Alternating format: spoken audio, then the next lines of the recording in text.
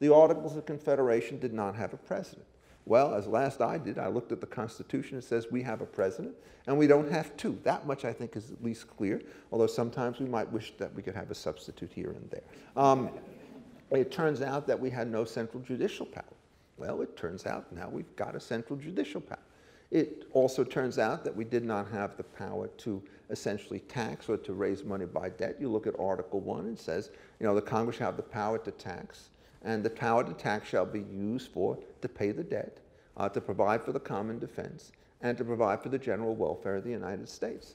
This is much broader than no power at all, but the recent decisions starting in 1937, which read this as an unlimited broad power, embraced by both the liberals and conservatives, is just plain wrong historically. Paying the debt means paying public debt, and you have to do that in order to finance things. Common defense is obviously the standard public good. Either you fund it collectively or it will fail. And the general welfare of the United States did not mean the welfare of individual citizens.